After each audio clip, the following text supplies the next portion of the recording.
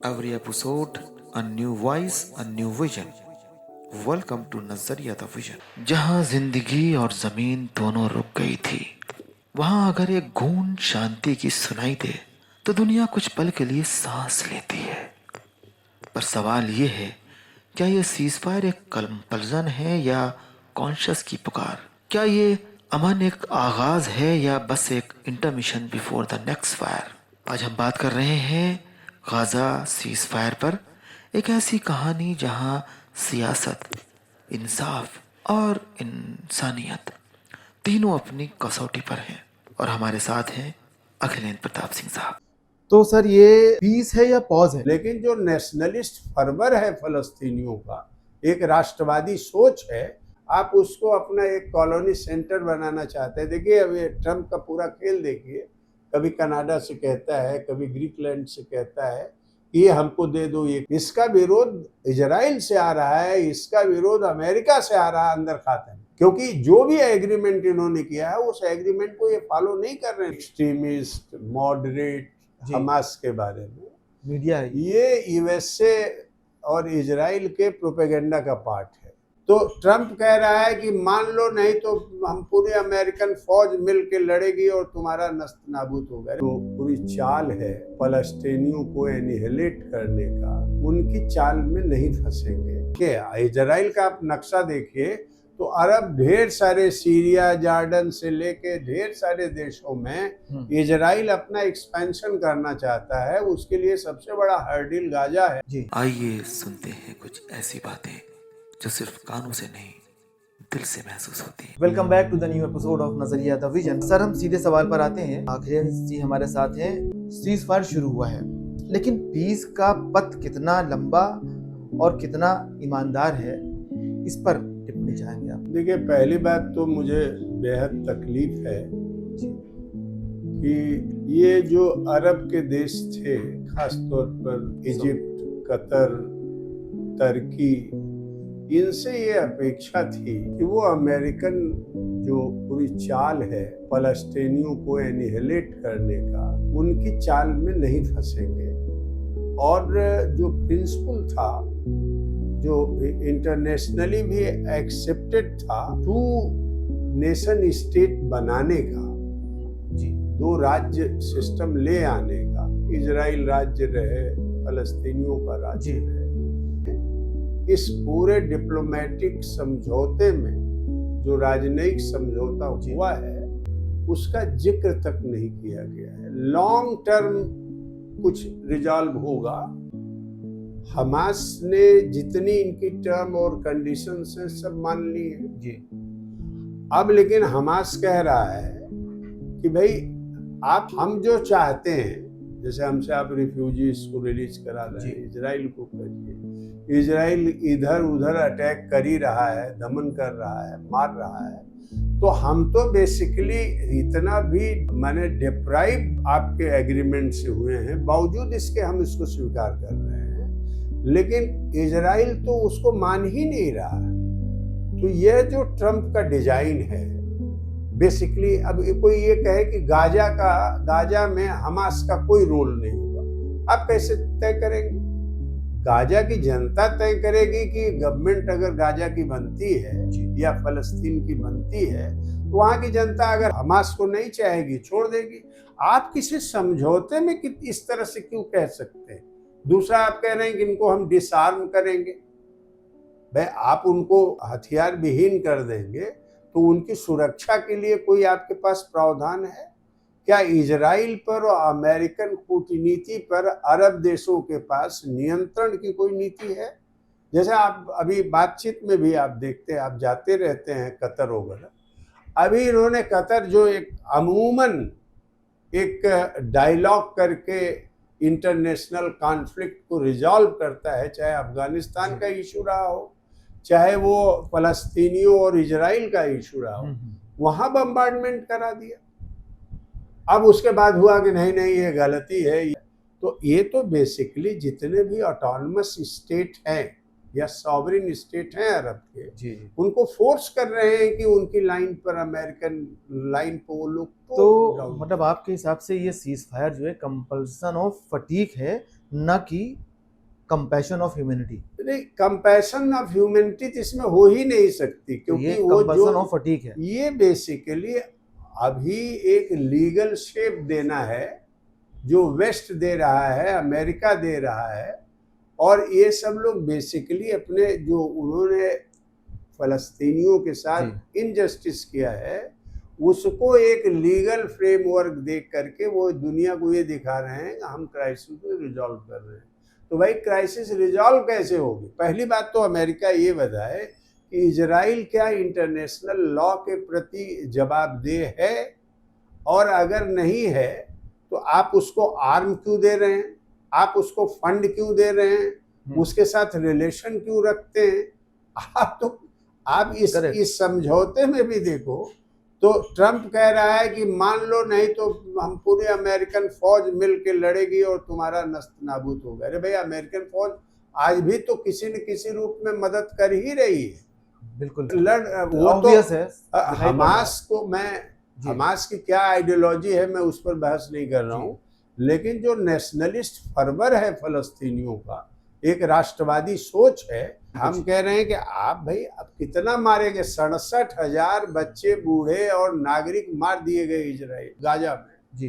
1 करोड़ से ज्यादा लोग घायल हो गए। आप जिसने ये सब किया है एक बहाना लेते हैं कि हमास ने अटैक किया था इसलिए हमने ये कर दिया।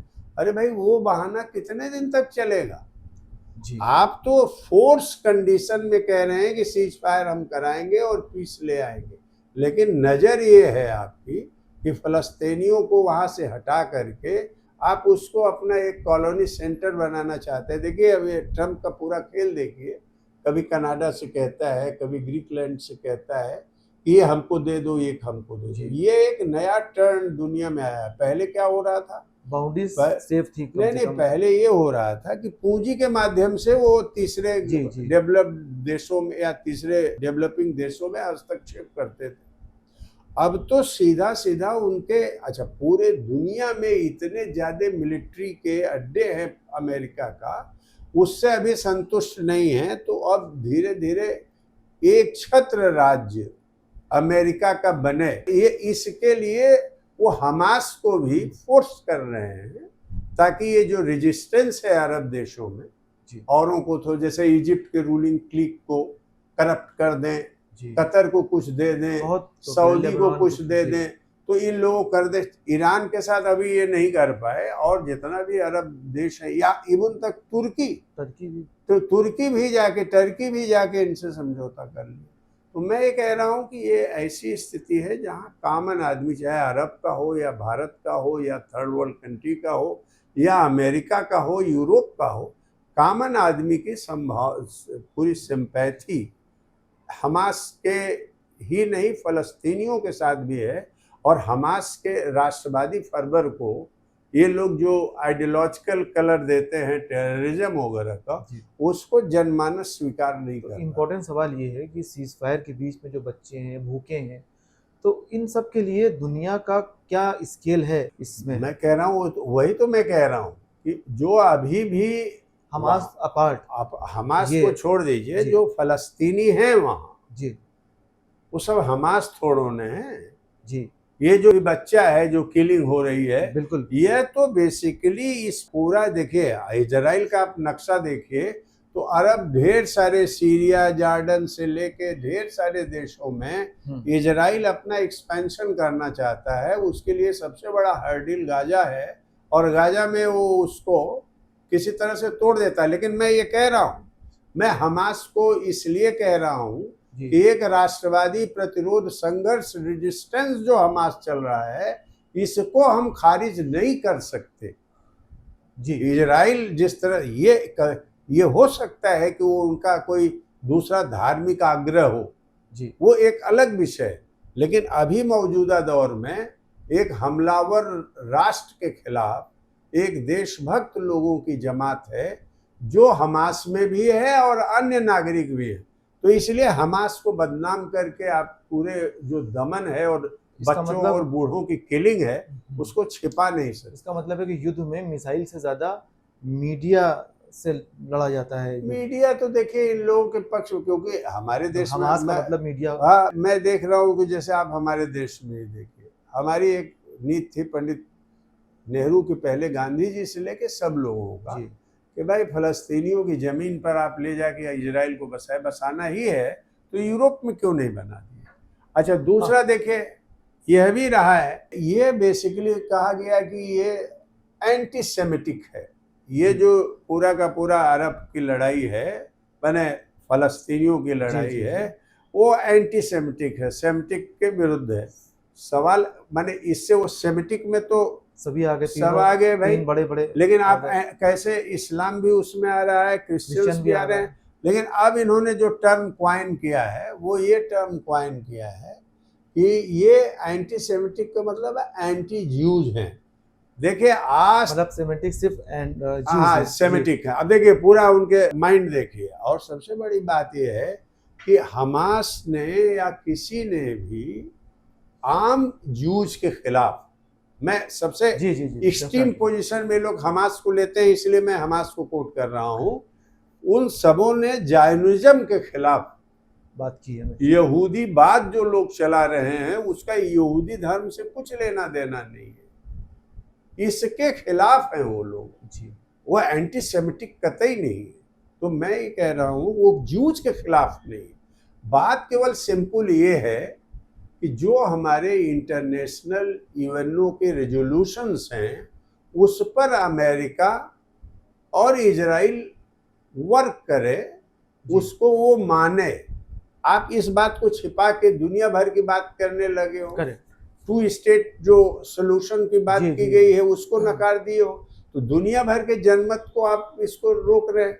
और भारतवर्ष में जो मोदी सरकार ने, मुझे बेहद तकलीफ है कि बेवजह कोई फायदा नहीं है, ट्रम्प इंडिया को बर्बाद करने पर लगा हुआ है अपने फायदे के लिए। डेफिनेटली वो कोई मोदी का न दोस्त है न दुश्मन है, उसको अपने व्यापारिक जगत और अपना इकोनॉमिक पावर, जो चुनौती उसको ब्रिक्स की तरफ से मिल रही है, चीन की तरफ से मिल रही है, या एक जो ब्लॉक बन रहा है, उस चुनौती से निपटने के लिए इंडिया को फोर्स कर रहा है कि तुम मेरे कैंप में खुल के आओ, नहीं तो हम तुम्हारा तहस नहस कर देंगे। यही लड़ाई है उसकी। यही लड़ाई। तब आप कम से कम अभी आप खुश करने में लगे हुए, जबकि आपकी लड़ाई को आप जानते हैं, आपकी जैसे टेक्नोलॉजी आपके पास नहीं थी, आपने अपने राफेल को भी आपने, क्योंकि आप हैंडल ही नहीं कर सकते थे राफेल को ठीक ढंग से, क्योंकि आपने जब उसकी टेक्नोलॉजी मांग की तो फ्रांस ने इनकार कर दिया।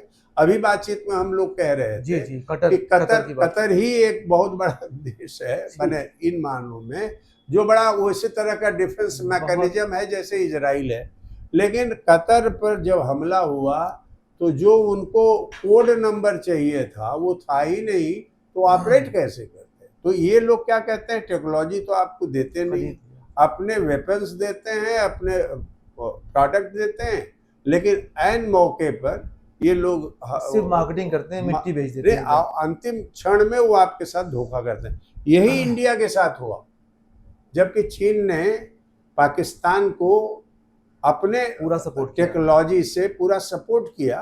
तो आपको इंटरनेशनल सिचुएशन में देखना चाहिए कि जेन्युइन चीजें क्या है, हम जो सही है उसके पक्ष में खड़े हों। भारतवर्ष में सही ये है कि हम साइंस और टेक्नोलॉजी पर खर्च करें, बिल्कुल सही। भारतवर्ष में ये जरूरी है कि हम एजुकेशन पर खर्च करें, हम एम्प्लॉयमेंट जनरेशन के लिए मैन्युफैक्चरिंग और एग्रीकल्चर को ठीक करें। सर्विस सेक्टर पर भी देखिए प्रतिबंध लगा दिया है कि अब कोई 88 लाख रुपए दे करके ही कोई H1B की का उसको वीजा मिलेगा। अब आप बताओ कौन कंपनी 88 लाख रुपया देगी। तो जो हम IT सेक्टर वगैरह में राइज किए थे वो भी अमेरिका ब्लॉक कर रहा। तो बेशर्मी की हद है। ऐसे समय में आप अमेरिका को जब पूरा मार्केट खोल दिए, सब कुछ कर दिए, और अमेरिका और यूरोप आपकी मदद नहीं किया, तो आज की स्थिति में आपको सोचना चाहिए alternative mode of foreign policy क्या हो सकती है जो पहले हमारी थी, तो उस पर न करके ताकि हमारी एक स्ट्रेटेजिक ऑटोनॉमी बनी रहे। आप चिपके हुए हैं और फलस्तीनियों के खिलाफ वहाँ सीज फायर के लिए यूएनओ में रेजोल्यूशन आ रहा है, आप उसका बहिष्कार कर दे रहे हैं। कंपैशन के खिलाफ बात है। हाँ, जी जहाँ एक भाई मानवता के आधार हाँ, पे एक जी। रिजुल भारत उसको कर दिया, तो ये बहुत खतरनाक सर खेल ये हमारे इसी यहाँ। पर नेतन्याहू के लिए ये पॉलिटिकल रेस्क्यू था सीज फायर या मोरल रिस्पॉन्सिबिलिटी, क्या लगता है आपको? नहीं नहीं, देखिए नेतन्याहू भी, मैं इस बात को दाद देता हूँ, डेमोक्रेटिक ओपिनियन इजराइल में बहुत ही इस युद्ध के साथ नहीं है रहमान भाई। जी ये युद्ध को कतई वहाँ डेमोक्रेटिक पब्लिक। ओपिनियन और जी, पब्लिक नहीं चाहती जी है। जी ये तो नेतन्याहू एक आइसोलेशन में था, तो उसने एक जिंगोइज्म खड़ा करके फलस्तीन के और बंधक मतलब का एक पॉलिटिकल घटना रेस्क्यू था वो भी हाँ और ये भी। पॉलिटिकल था आज भी। अच्छा देखिए, एक स्ट्रेटेजिक डायमेंशन इनका है कि इजराइल को एक बहुत बड़ा स्टेट बना देना है।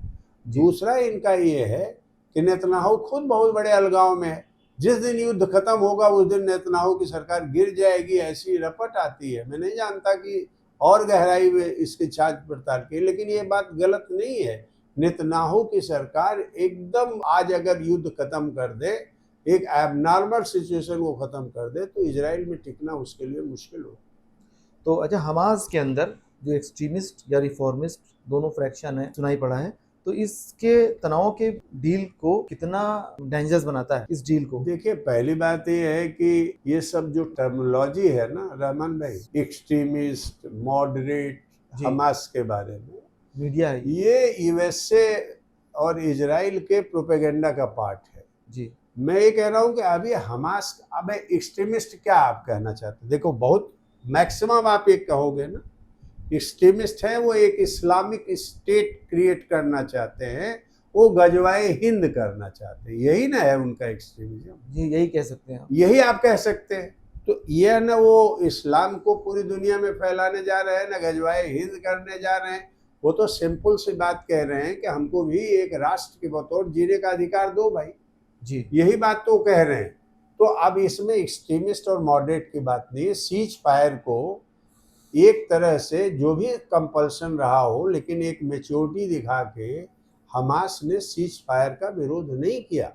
जी सीज फायर का जो भी इसेंस है, इसका विरोध इजराइल से आ रहा है, इसका विरोध अमेरिका से आ रहा है अंदर खाते में, क्योंकि जो भी एग्रीमेंट इन्होंने किया है उस एग्रीमेंट को ये फॉलो नहीं कर रहे हैं। लोकल लेवल पर अभी भी ढेर सारे डिस्प्लेसमेंट वहां के फलस्तीनियों को गाजा से किया जा रहा है, ये जो मुझे रिपोर्ट मिली। अच्छा, यूएन का कहना है कि ये पाथ, सीज फायर का जो पाथ है, ये पैलेस्टीनियन स्टेटहुड की तरफ एक कदम है। तो आपको क्या लगता है कि दुनिया इस पाथ पर सीरियसली बढ़ेगी आगे? पहली बात ये है, ये एक डिप्लोमेटिक वर्जन है इवेन्नो का। जी हम कह रहे हैं यासिर अराफात से जो समझौता हुआ, जिसकी वजह से वो आदमी, दुनिया में उस बड़ी मुखालफत हुई, लोगों ने कहा, हमास से लेके सब लोग यासिर अराफात की आलोचना की। हम कह रहे हैं कि गवर्नमेंट तो उन्हीं की थी, क्यों नहीं आपने उनको दे दिया भाई? वेस्ट बैंक जी। में आप ये क्यों कर रहे हैं? गाजा में अगर मान लो हाँ, हमास है हाँ, तो वेस्ट बैंक में वेस्ट क्यों बैंक कर में। रहे हैं? फलस्तीनियों के ऊपर क्यों वहां से बेदखल कर रहे हैं? ये देखिए, टू स्टेट के लिए नहीं है, इसको इतना सप्रेस कर देना है कि वो एक सब इजराइल का स्टेट का हो जाए और जो रेजिस्टेंस है उसको बाहर कर दो। अच्छा, ये एक देखिए, अंतर्राष्ट्रीय स्तर पर राइट विंगर्स ऐसे ही सोचते हैं, डेमोक्रेसी के खिलाफ सोचते हैं, जी जी डेमोक्रेट्स के खिलाफ सोचते हैं, नेशनलिस्ट के खिलाफ सोचते हैं, और हम्म। वो एक ही तरह का, आप उनके पूरी शब्दावली को देखिए तो उसी ढंग की शब्दावली हर जगह प्रयोग होती है। अच्छा सर, इकोनॉमिक वर्जन में आते हैं कि इंडिया जब हम ये देखता है सीज फायर या पीस, तो उनके लिए पीस सिर्फ एक मोरल इश्यू है या इकोनॉमिक इंटरेस्ट का भी ये पार्ट है कुछ? देखिए, इंडिया इस समय न मॉरल इशू देख रहा है न इकोनॉमिक इशू देख रहा है। मोदी गवर्नमेंट और मोदी जो अमेरिका को इतने दिन से अपीच कर रहे हैं जी कि अब की बार ट्रंप सरकार जी जिन भी अर्थों में किए हो, कंपेन किए हो न किए हो, उस पर मैं विवाद नहीं कर रहा, जी जी वो एक डिस्प्यूटेबल मामला है। ये लोग सोच रहे हैं कि किसी तरह से, देखिए, हम आपको एक बार इंटरव्यू में या जी इस लाउड इंडिया में हमने कहा था, अमेरिकन लॉबी हिंदुस्तान में बहुत मजबूत है, और वो इंदिरा गांधी के हटने के बाद, मैंने इंदिरा गांधी जब उस समय सोवियत यूनियन के साथ एग्रीमेंट किए जी थे, जी, यूएसएसआर। उसके बाद जो डाउनफॉल हुआ यूएसएसआर का भी और इंडिया की भी पॉलिटिक्स बदल गई, तो इस पूरी कंडीशन में भारत का जो एक तरफा अमेरिकन खेमे में बढ़ने का जो कदम है, जी दरअसल इसके नुकसान से बचने के लिए इन्होंने नहीं सोचा, यह किसी नैतिक दबाव आर्थिक दबाव में नहीं, अमेरिका को, अमेरिकन इस्टेब्लिशमेंट को, रूलिंग क्लीक को खुश करने के लिए जी इन्होंने फलस्तीनी के रिजोल्यूशन से बाहर अपने को किया, और आज भी अमेरिकन सीज फायर को ये बढ़ चढ़ करके समर्थन कर रहे हैं। मैं समझता हूँ this is shameful act on part of the Modi government, और पीपल ऑफ द कंट्री उसको will not tolerate and accept that agreement. तो सर ये पीस है या पॉज है? ये न पॉज है न पीस है, ये एक तरह अब का इंसानियत जैसे एक रिप्रेसिव ब्रेक ले रही है। रिप्रेसिव मेजर्स का एक डिप्लोमेटिक फॉर्म है जिसको पीस के आवरण में प्रस्तुत किया जा रहा है। तो सीज फायर नहीं है, ये साइलेंट फायर है बस। नहीं, हाँ। साइलेंट ये है तो सीज फायर, जी लेकिन एक तरफा है। इजराइल अभी इसको मानने के लिए मानसिक तौर पर तैयार नहीं है, डिप्लोमेटिकली वो तैयार नहीं है, और यह बेसिकली इसका उद्देश्य, देखिए कहते हैं ना, हमारे यहाँ एक कहावत है कि भाई शांति तो हम भी चाहते हैं लेकिन हम शमशान की शांति नहीं चाहते। जी विरोध तो हमास को करना चाहिए था, भाई हमको तुम कौन होते हो डिसआर्म करने वाले, तो लेकिन हमास ने पूरे अरब जगत के साथ, या जो लोग शांति चाहते थे उनके साथ में खड़ा होकर पीछे हटा। लेकिन इजराइल कहाँ पीछे हटा, नेतन्याहू कहाँ पीछे हटे? इनका तो दमन विभिन्न रूपों में आज भी जारी है। इवन हम अभी एक रिपोर्ट देख रहे थे, वेस्ट बैंक में इनका दमन जी जो जी जी डिस्प्लेसमेंट का है वो वेस्ट बैंक में अभी भी चल रहा है। तो मैं ये कह रहा हूँ कि सीज फायर जो उन्होंने शब्द दिया है वह एक डिप्लोमेटिक वर्जन है of the establishing the peace in the zone, जी but ultimately it means कि ये पूरा का पूरा इजराइल के इंटरेस्ट को आगे बढ़ाने के लिए सबमिट करा रहे हैं फलस्तीनियों को, और दूसरा अरब जगत को इकोनॉमिक प्रलोभन देके, जैसे उसने इजिप्ट को कह दिया कि आप एडमिनिस्ट्रेटिव पार्ट देखेंगे, जी वैसे सऊदी को कुछ कह दे रहे, तो उस पूरे अरब नेशनलिज्म को भी वीकन करना चाहते हैं। इसमें ये एक कदम आगे बढ़ के इस सीज फायर को किए। सर एक आखिरी सेंसिटिव सवाल कि गाज़ा के लिए दुआ की ज़रूरत है या दुनिया की ईमानदारी की ज़रूरत है? देखिए, इसमें मैं कह रहा हूँ दुआ और ईमानदारी एक अलग बात है। जी बेसिक बात है कि ये जो पूरा का पूरा दुनिया में एक नए किस्म की तानाशाही आ रही है, उसके विरुद्ध साउथ ब्लॉक की जितनी भी कंट्रीज हैं, मैंने एशिया, साउथ एशिया नहीं, एशिया से लेके अफ्रीका से लेके अरब जगत से लेके इवन लैटिन अमेरिका से लेके, यहाँ जो मिनिमम काम है कि एक रेजिस्टेंस के लिए, कम से कम अपनी सॉवरेनिटी और ऑटोनॉमी के लिए इन लोगों में एक डायलॉग शुरू कि हम एक सॉवरेन स्टेट हैं और यह सॉवरेनिटी के खिलाफ है, जो सॉवरेनिटी पर खतरा है, पूरे संप्रभुता पर बहुत बड़ी माने खतरे है ही है। अब आप देखिए ना, हमारा कफ सिरप पी करके पूरा अफ्रीका में कितने बच्चे मर गए, कि क्या हो रहा है हमारे देश में, इसका कोई भी जवाबदेही सरकार नहीं ले रही है, अकाउंटेबिलिटी नहीं है। तो मैं ये कह रहा हूँ कि जरूरत है एक नई राजनीतिक ध्रुवीकरण, पिछड़े देशों को, जिसको मैं कह रहा हूँ साउथ ब्लॉक को मजबूत किया जाए। और एक अच्छी बात है कि ब्रिक्स इसके खिलाफ खड़ा हो रहा, अमेरिकन डोमिनेशन के खिलाफ।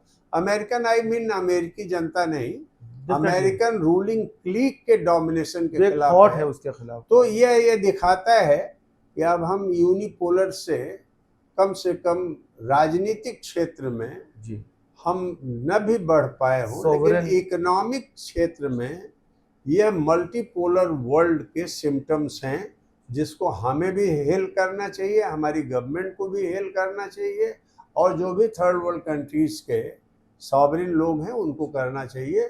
और उसमें उनकी पहली प्राथमिकता हो कि गाजा के जो राइटफुल राइट्स है उसका जिन्होंने वायलेशन किया है उन्हें दंडित किया जाना चाहिए, और नेतन्याहू को इंटरनेशनल लॉ के तहत जो मैसेकर उसने किया है उसे न्यूरमबर्ग में जैसे सजा मिली थी उसी तरह की सजा इंटरनेशनल लॉ से होनी चाहिए, इंटरनेशनल कोर्ट से होनी चाहिए। चलिए सर, बहुत बहुत धन्यवाद आपका वक्त देने के लिए। हम लोग अगले एपिसोड में आपसे जेनजी के बारे में भी बात करेंगे। तब तक के लिए धन्यवाद। Thank you. सीज फायर का मतलब होता है गोलियां रुक गईं, लेकिन रो रो कर सूखे आंसू क्या रुकते हैं। इंसानियत का इम्तिहान अभी ख़त्म नहीं हुआ है, ये तो बस एक पॉज है ताकि ज़मीर सोच सके। अगर दुनिया सिर्फ इंटरेस्ट से नहीं इंसानियत से रिएक्ट करना सीख ले तो शायद गजा का खून कभी धरती से पूछा न जाए। फिर मिलेंगे एक नए मेहमान के साथ, एक नए नज़रिए के साथ। तब तक ख्याल रखिए।